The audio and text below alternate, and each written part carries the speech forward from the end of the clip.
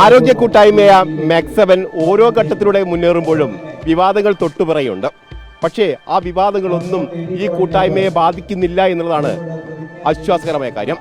ഇന്നിപ്പോൾ നന്മണ്ടയിൽ ഏതാണ്ട് 4000-ഓളം ആളുകളെ, അതായത് 1000-ലേറെ സ്ത്രീകളടക്കമുള്ള ആളുകളെ ഉൾപ്പെടുത്തിക്കൊണ്ടാണ് മാക്സവന്റെ മഹാസംഗമം നടന്നിരിക്കുന്നത്. ഈ ചിട്ടകൾ, അതായത് ആരോഗ്യ പരിരക്ഷയുമായി ബന്ധപ്പെട്ട വ്യായാമ മുറകൾ ചിട്ടപ്പെടുത്തിയത് എങ്ങനെയാണ്, അത് പി സലാഹുദ്ദീൻ എന്ന് പറയുന്ന ആളാണ് ആ ചിട്ടപ്പെടുത്തിയിരിക്കുന്നത്. അദ്ദേഹം നമുക്കൊപ്പം ചേരുന്നുണ്ട്. എങ്ങനെയാണ് ഈ ഒരു വ്യായാമ മുറ ചിട്ടപ്പെടുത്തുന്നതിലേക്ക് എത്തിയത്? 2010 ഞാൻ സർവീസ് കഴിഞ്ഞ് നാട്ടിൽ തിരിച്ചെത്തുകയും നാട്ടുകാരുടെ ആരോഗ്യക്ഷേമത്തിനായിട്ട് പരമ്പരാഗത യോഗ ആരംഭിക്കുകയും ചെയ്തു. നീണ്ട 2 വർഷം അത് മുന്നോട്ട് പോവുകയും കൂടുതൽ ആളുകളിലേക്ക്, എസ്പെഷ്യലി പ്രായമുള്ള ആളുകളിലേക്ക് കൂടി ഇത് എത്തിക്കുന്നതിന് വേണ്ടി ഒരു പുതിയ വ്യായാമ രീതി കൊണ്ടുവന്നാൽ അത് സാധ്യമാണെന്ന് തിരിച്ചറിയുകയും ഈ മെക്സവൻ എന്നുള്ള ഒരു പുതിയ വ്യായാമക്രമം 2012 ജൂലൈയിൽ രൂപകൽപ്പന ചെയ്തു. അതിൽ മെയിനായി ടാർഗറ്റ് ചെയ്ത് പ്രായമുള്ള ആളുകളെയും കൂടെ ഇതിലേക്ക് എത്തിക്കുക എന്നുള്ള സിസ്റ്റമാണ്. അപ്പോൾ അതിനകത്ത് 7 മൊഡ്യൂൾ വെച്ചിട്ടാണ് ഈ മെക്സവൻ എന്നുള്ള ഈ വ്യായാമമുറ ഞാൻ അന്ന് രൂപകൽപ്പന ചെയ്തത്. അതിനകത്ത് എയറോബിക് ഐറ്റംസ് ഉണ്ട്, സിമ്പിൾ എക്സസൈസ് ഉണ്ട്, യോഗ എക്സസൈസ് ഉണ്ട്, ഡീപ്പ് ബ്രീത്തിങ് ഉണ്ട്, അക്യൂപ്രഷർ ഉണ്ട്, മെഡിറ്റേഷൻ ഉണ്ട്, ഫേസ് മസാജ്. ഇങ്ങനെ 7 ഐറ്റം ഉപയോഗിച്ചിട്ട് 21 മിനിറ്റിൽ 21 വ്യായാമങ്ങൾ ചെയ്യുന്ന രീതിയിലാണ് അത് മൊഡ്യൂൾ ചെയ്തത്.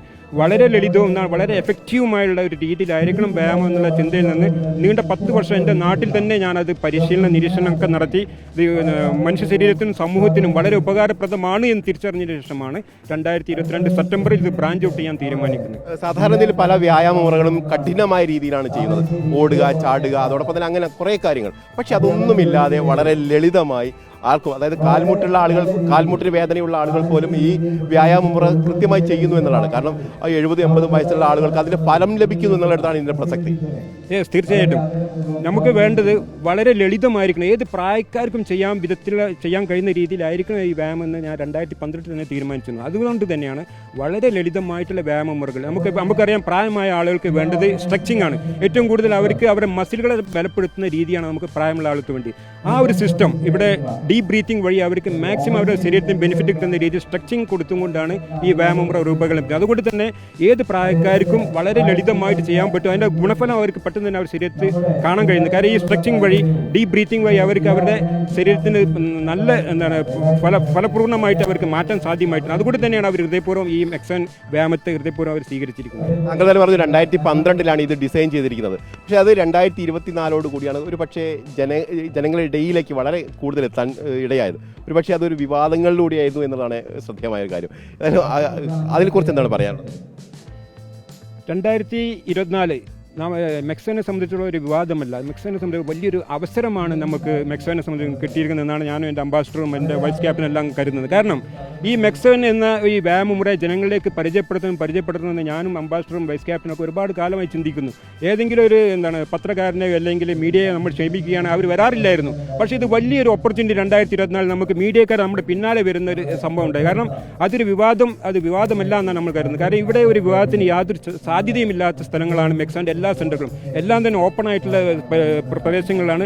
ആ നാട്ടുകാരാണ് അതിൻ്റെ കൂട്ടായ്മ ഉണ്ടാക്കിയിരിക്കുന്നത്. ആ നാട്ടുകാരാണ് എൻ്റെ ട്രെയിനേഴ്സ്, ആ നാട്ടുകാരാണ് എൻ്റെ കോർഡിനേറ്റേഴ്സ്. അവിടെ എല്ലാ ജാതി മത വർഗ്ഗ ഭേദമിന്നെ എല്ലാവരും വരുന്നു, അവരോട് വ്യായാമം ചെയ്യുന്നു, 20 മിനിറ്റ് ചെയ്യുന്നു. അങ്ങനെയാണ് അവിടെ സംവിധാനിച്ചിരിക്കുന്നത്. അപ്പോൾ നമുക്കറിയാം അത്തരം ഒരു പ്രയാസം എവിടെയും ഉണ്ടാവില്ല എന്ന് നമുക്ക് പൂർണ്ണമായിട്ട് ഉറപ്പുണ്ട്. അതുകൊണ്ട് തന്നെ നമ്മൾ അതിനെപ്പറ്റി ഒരു വേവലാതി നമുക്കില്ലായിരുന്നു. പക്ഷേ ആരോഗ്യ കൂട്ടായ്മ എന്നതിനപ്പുറത്തേക്ക് ഒരു സാമൂഹ്യ കൂട്ടായ്മ ഇത് വളർന്നു എന്നുള്ളതാണ്. ഒരു പക്ഷേ അത് ആയിരിക്കും ഇതിൻ്റെ ഏറ്റവും വലിയ വിജയം. കാരണം ഒരുപാട് ആളുകൾക്ക് രാവിലെ ഒത്തിരുന്ന് സംസാരിക്കാനും ആശയങ്ങൾ പങ്കിടാനും ഒക്കെ ഉള്ള ഒരു വേദിയായി ഇത് മാറുന്നു. യെസ്, പൂർണ്ണമായിട്ടും. നമുക്ക് ഇപ്പോൾ കേരളത്തിന് ആവശ്യം ഇതേപോലുള്ള മെക്സവൻ സെൻ്ററുകളാണ്. എല്ലാ ഭാഗങ്ങളും ഇതേപോലെ മെക്സവൻ സെൻ്ററുകൾ വന്നു കഴിഞ്ഞാൽ നമുക്കൊരു വെറും 5 വർഷം 10 വർഷത്തിനകത്ത് കേരളത്തിൽ ഒരിടത്തും പോലും നമുക്ക് വൃദ്ധസദനങ്ങളുടെ ആവശ്യം വരികയില്ല എന്നുള്ളതാണ്. അതേപോലെ തന്നെ ഡയാലിസിസ് സെൻ്ററുകൾ, അതേപോലെ തന്നെ പാലിയേറ്റീവ് കെയർ സെൻ്ററുകൾ, ഇതൊക്കെ തന്നെ നമുക്ക് ഘട്ടം ഘട്ടമായിട്ട് നമുക്ക് സമൂഹത്തിൽ നിന്ന് മാറ്റി പതുക്കെ കൂടുതൽ വരുന്നതിന് തടയാൻ പറ്റും എന്നുള്ളതാണ് മെക്സവൻ്റെ ഏറ്റവും വലിയ വിജയം. ജനങ്ങൾ പ്രായമുള്ള ആളുകൾ ഹൃദയപൂർവ്വം സ്വീകരിച്ചിരിക്കുകയാണ്. കാരണം അവർക്കൊരു വലിയ അവസരമാണ് കാര്യം ഒത്തുകൂടാൻ. കാര്യം ഇവർ 60 വയസ്സ് 70 വയസ്സ് കഴിഞ്ഞാൽ അവർ പൂർണ്ണമായി സമൂഹത്തിൽ നിന്ന് മാറ്റപ്പെടുകയാണ്. പക്ഷേ ഈ ഒരു വേദി വന്നതോടുകൂടി അവർ കൂട്ടമായി അവർക്ക് രാവിലെ വരാൻ കഴിയുന്നു, അവർ സൗഹൃദം പുതുക്കാൻ കഴിയുന്നു. അങ്ങനെ ജീവിതത്തിൽ ഒരു വലിയ അസുലഭമായ ഒരു സൗകര്യം, ഒരു മുഹൂർത്തം, ഒരു ഗുണം അവർക്ക് ലഭിച്ചിട്ടുണ്ട്. അതുകൊണ്ട് തന്നെയാണ് അവരെല്ലാവരും കൂട്ടമായിട്ട് പ്രഭാതവേളയിൽ ഇവിടെ എത്തിച്ചേരുന്നത്. വിവാദങ്ങളോട് പ്രതികരിക്കാനില്ല എന്ന് പി സലാഹുദ്ദീൻ പറയുന്നുണ്ട്. പക്ഷേ നിരവധി വിവാദങ്ങൾ മെക്സവനെ ചുറ്റിപ്പറ്റി ഇപ്പോഴും ഉണ്ട്. കാരണം ഇന്നലെ കാന്തപുരവുമായി ബന്ധപ്പെട്ട് വന്ന് ആ വിഭാഗവുമായി ബന്ധപ്പെട്ട ബന്ധപ്പെട്ട ചില വിവാദങ്ങളുണ്ട്. കാരണം ഇത്തരത്തിൽ ഒരുമിച്ചിരുന്ന് സ്ത്രീ പുരുഷന്മാർ ഇടകലർന്നുള്ള ആ വിവാദങ്ങൾ, അത്തരം കൂട്ടായ്മകളൊന്നും വേണ്ട എന്നൊരു നിർദ്ദേശമാണ് അവരുടെ ഭാഗത്ത് വരുന്നത്. ഏതായാലും അംബാസഡർ കൂടിയായ എന്തായാലും അറക്കൽ ബാബ ചേർന്നു. എങ്ങനെയാണ് ഈ വിവാദങ്ങളെ കാണുന്നത്?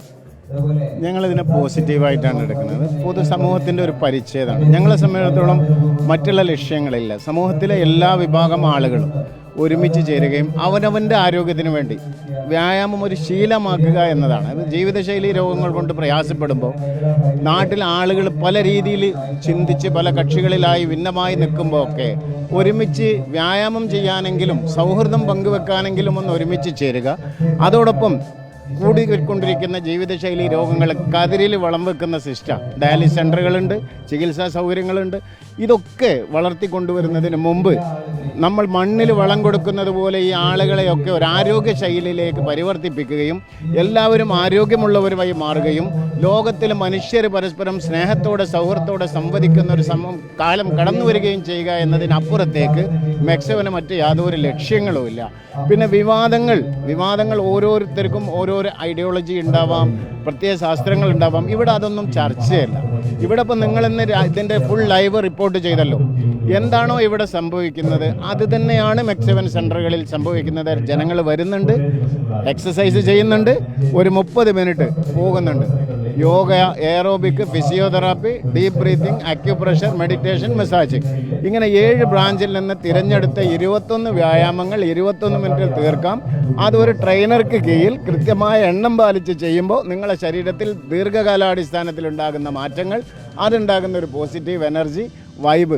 അപ്പോൾ നമ്മൾ ഫോക്കസ് എന്താണോ ചെയ്യുന്നത് അതാണ് നമുക്ക് ജീവിതത്തിൽ കിട്ടുക. അതുകൊണ്ട് ഞങ്ങൾ വിവാദം ഫോക്കസ് ചെയ്യുന്നില്ല, ഞങ്ങളിതിൻ്റെ പോസിറ്റിവിറ്റി മാത്രമേ ഫോക്കസ് ചെയ്യുന്നുള്ളൂ. തീർച്ചയായിട്ടും അതൊരു പോസിറ്റീവായിട്ടുള്ള സംഗതിയാണ്. പക്ഷേ അതിനപ്പുറത്തേക്ക് ഏതാണ്ട് ഇപ്പോൾ തന്നെ ഇവിടെ 4000-5000 ആളുകൾ ഇവിടെ കൂടിച്ചേരുന്നു. ഇത്തരത്തിൽ 1800ഓളം ശാഖകളുണ്ടെന്നാണ് ഞാൻ മനസ്സിലാക്കാൻ കഴിയുന്നത്. അങ്ങനെയാണെങ്കിൽ ലക്ഷക്കണക്കിന് ആളുകൾ ഓരോ ദിവസവും രാവിലെ അസംബ്ലി ചെയ്യുന്ന ഒരു സാഹചര്യമുണ്ട്. അവിടെ ഒരു ആശയ രൂപീകരണത്തിനൊരു സാധ്യത കൂടിയുണ്ട്. അങ്ങനെ രൂപീകരിക്കപ്പെടുകയാണെങ്കിൽ അതായിരിക്കും ഒരു പക്ഷേ ഇത്തരത്തിലുള്ള പ്രസ്ഥാനങ്ങളെ ഇത്തരത്തിലുള്ള വിമർശനത്തിലേക്ക് നയിക്കാൻ ഇടയാക്കുന്നുള്ള സംശയം കൂടി ഉയർന്നു വരുന്നത്. ഇതിനെ എങ്ങനെയാണ് നിങ്ങൾ കാണുന്നത്? ഒരു പക്ഷേ അങ്ങനത്തിൽ ഏതെങ്കിലും തരത്തിലുള്ള ആളുകൾ ഇതിൽ തിരികെ കയറാനുള്ള സാധ്യതയൊക്കെ ഉണ്ടെങ്കിൽ അതിനെങ്ങനെ തടയാൻ കഴിയും? തീർച്ചയായിട്ടും അത്തരം യാതൊരു സാഹചര്യത്തിനും ഇവിടെ പ്രസക്തിയില്ല. ഇതിലേക്ക് കടന്നു വരുന്ന ആളുകളെ ശ്രദ്ധിച്ചാൽ നിങ്ങൾക്ക് മനസ്സിലാകും. എല്ലാ ഗ്രാമാന്തരങ്ങളിലും വേരോട്ടമുള്ള വിവിധ പ്രത്യയ ശാസ്ത്രങ്ങളുടെയും പ്രസ്ഥാനങ്ങളുടെയും ആളുകളാണ് ഇത് ഏറ്റെടുത്ത് മുന്നോട്ട് വന്ന് ഇത് ചെയ്യുന്നത്.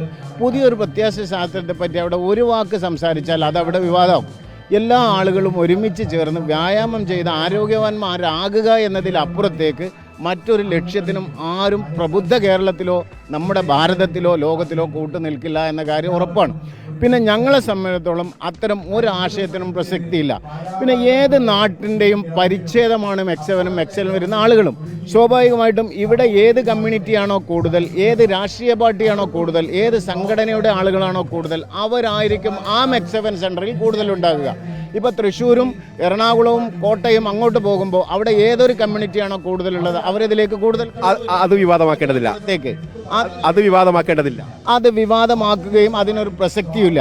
പിന്നെ ഇത് റിസൾട്ട് കിട്ടുന്നതാണ്. ഇപ്പോൾ ഒരു സ്ഥലത്ത് ഒരു പ്രഭവ കേന്ദ്രം കൊണ്ടോട്ടി തുറക്കലിലാണ് ഇങ്ങനെ ഒരു ആശയം അദ്ദേഹത്തിൻ്റെ 10 വർഷത്തെ നിരന്തര പരീക്ഷണ നിരീക്ഷണങ്ങളിൽ നിന്ന് അദ്ദേഹം കണ്ടെത്തിയത്.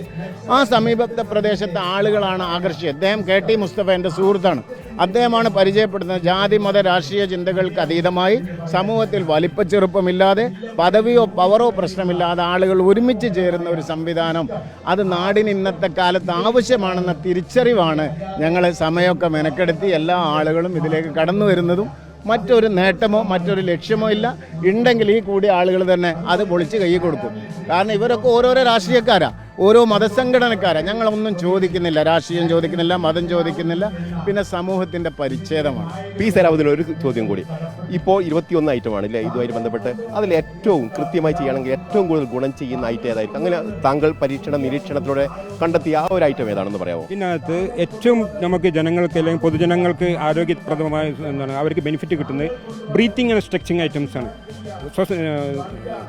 ശ്വസനം എടുത്തുകൊണ്ടിരിക്കുന്ന എക്സസൈസ് സിസ്റ്റം, അതിലാണ് അവർക്ക് ഏറ്റവും കൂടുതൽ നമുക്ക് മനുഷ്യരിൽ നമുക്കറിയാം ഏറ്റവും കൂടുതൽ ശ്വസനം ഓക്സിജൻ കൊടുത്തുകൊണ്ട് ശരീരത്തിൻ്റെ സെല്ലുകളെ പുനരുജ്ജീവിപ്പിക്കുന്ന ഒരു മെത്തേഡാണ് ഇതിനകത്ത് ആവിഷ്കരിച്ചിരിക്കുന്നത്. അതുകൊണ്ട് തന്നെ പ്രായമുള്ള ആളുകൾക്കൊക്കെ നമുക്കറിയാം പ്രായം വരുന്നതനുസരിച്ച് അവർക്ക് അവരുടെ മസിൽ പവർ ലോസ് ആയിക്കൊണ്ടിരിക്കും, മസിൽ സിസ്റ്റം ലോസ്. അപ്പോൾ ആ സമയത്താണ് അവർക്ക് എന്തെങ്കിലും സ്ട്രെച്ചിങ് കൊടുത്തുകൊണ്ട് ഓക്സിജനേഷൻ കൊടുത്തുകൊണ്ട് ശരീരത്തിനകത്ത് വീണ്ടും റീജനറേഷൻ ചെയ്തുകൊണ്ട് ആ സെല്ലുകളെ വീണ്ടും ഉത്തേജിപ്പിക്കുന്ന ഒരു ആക്ടിവേഷൻ ചെയ്യുന്ന ഒരു മെത്തേഡാണ്. അതുകൊണ്ട് തന്നെ ഈ പ്രായമുള്ള ആളുകൾക്ക് ഏറ്റവും കൂടുതൽ ബെനിഫിറ്റ് കിട്ടുന്ന ഒരു ഐറ്റംസ് ആണ് ബ്രീത്തിങ് ആൻഡ് സ്ട്രെച്ചിങ്. അതിനകത്ത് 11ഓളം എക്സസൈസ് ഉണ്ട്. അത് തന്നെയാണ് അവർക്ക് ഏറ്റവും കൂടുതൽ ബെനിഫിറ്റ് കിട്ടുന്നത്. പരിശീലകന്റെ സാന്നിധ്യത്തിലല്ലാതെ ഇത്തരത്തിലുള്ള എക്സസൈസ് ചെയ്യുമ്പോൾ ഏതെങ്കിലും ഇത്തരത്തിലുള്ള അപകട സാധ്യതയുണ്ടോ? നമ്മൾ കൃത്യമായിട്ട് പറയുന്നുണ്ട്, ഇത് വീട്ടിൽ വെച്ച് സിംഗിളായിട്ടും ചെയ്യാം, ഗ്രൂപ്പായിട്ട് ചെയ്യാം. പക്ഷേ ഗ്രൂപ്പായി ചെയ്യുമ്പോഴാണ് അതിന് കൂടുതൽ ബെനിഫിറ്റ് കിട്ടുന്നത്. ഈ സ്വന്തമായിട്ട് ചെയ്യുന്നവർക്ക് അപകട സാധ്യത വളരെ കുറവാണ്. പക്ഷേ നമ്മൾ ചില കാര്യങ്ങൾ ശ്രദ്ധിക്കണം. ഏതൊരു പുതിയ വ്യായാമം ചെയ്യുമ്പോഴും അതിൻ്റെ ഒരു ഇൻസ്ട്രക്ഷൻ ഉണ്ടാകും. കൂടുതൽ ബോഡി വെയിറ്റ് ഉള്ളവർ അതേപോലെ ജമ്പിങ് ജാക്ക് ചെയ്യാൻ പാടില്ല, അതേപോലെ തന്നെ ഡിസ്ക് ബൾജിലുള്ളവർ ബെൻഡിങ് പൊസിഷൻ ചെയ്യാൻ പാടില്ല. ഇത്തരം കാര്യങ്ങളൊക്കെ ശ്രദ്ധിച്ചും കൊണ്ട് ആവശ്യമെങ്കിലും ഡോക്ടറുടെ അഡ്വൈസ് തീർച്ചയായിട്ടും വാങ്ങിക്കൊണ്ട്, ഇപ്പോൾ പ്രായമുള്ള ആൾ അല്ലെങ്കിൽ മെഡിസിൻ കഴിക്കുന്ന ആൾക്ക് സ്വന്തമായിട്ട് ചെയ്യാൻ ആഗ്രഹമുണ്ട്, തീർച്ചയായിട്ടും ഒരു ഡോക്ടറെ കൺസൾട്ട് ചെയ്യണം. എന്നിട്ട് അവരുടെ അഡ്വൈസോട് കൂടി നമുക്ക് ഈ വ്യായാമം ചെയ്യാവുന്നതാണ്. ഈ ഡോക്ടർമാർ തന്നെ ഇപ്പോൾ നമുക്ക് ഈ മെക്സവനെ അവർ പ്രിഫർ ചെയ്യുന്നുണ്ട്, അവർ അഡ്വൈസ് ചെയ്യുന്നുണ്ട് മെക്സവൻ വ്യായാമം ചെയ്തോളൂ എന്ന് ഡോക്ടർമാർ തന്നെ പറഞ്ഞു കൊടുക്കുന്നു. എന്നാലും പ്രഭാതത്തിലുള്ള ഈ ഒരു ആരോഗ്യ കൂട്ടായ്മ നല്ല രീതിയിൽ തന്നെ മുന്നോട്ട് പോകട്ടെ. അതോടൊപ്പം തന്നെ വിവാദങ്ങൾക്കൊന്നും ഇടം നൽകാതെ തന്നെ മുന്നോട്ട് പോകാൻ നിങ്ങൾക്കും കഴിയട്ടെ എന്നതാണ് പറയാനുള്ളത്. ഏതായാലും ഡിഫൻസിൽ വർക്ക് ചെയ്ത ഒരാൾ എന്നുള്ള നിലയിൽ ജനങ്ങളുടെ ആരോഗ്യം അതുമാത്രമാണ് അദ്ദേഹം മുന്നോട്ട് വെക്കുന്ന ലക്ഷ്യം. ഏതായാലും മറ്റുള്ള വിവാദങ്ങൾക്കൊന്നും ഇടം നൽകരുത് എന്നുള്ള കാര്യം കൂടി അവർ പറയുന്നത്. അത് കേരള സമൂഹം ഒരു കാരണവശാലും അംഗീകരിക്കില്ല എന്നുള്ള കാര്യം കൂടിയാണ് ഇവർ പറയുന്നത്. ഏതായാലും വളരെ സന്തോഷകരമായ ഒരു കാര്യമാണ്. കാരണം പ്രഭാതത്തിൽ ഇത്തരത്തിൽ ആയിരക്കണക്കിന് ആളുകൾ ഒത്തുചേർന്നുകൊണ്ട് വ്യായാമം ചെയ്യുന്നു. അതോടൊപ്പം തന്നെ അവരുടെ മാനസിക ആരോഗ്യം ബലപ്പെടുത്തുന്ന ആവശ്യമായ സംസാരങ്ങളും പങ്കുവയ്ക്കലും ഉണ്ടാവുന്നു എന്നുള്ളതാണ് ശ്രദ്ധേയമായ കാര്യം. സുബൈർ ഫൈസിക്കൊപ്പം reporter A K Abhilash in reporter Kozhikode.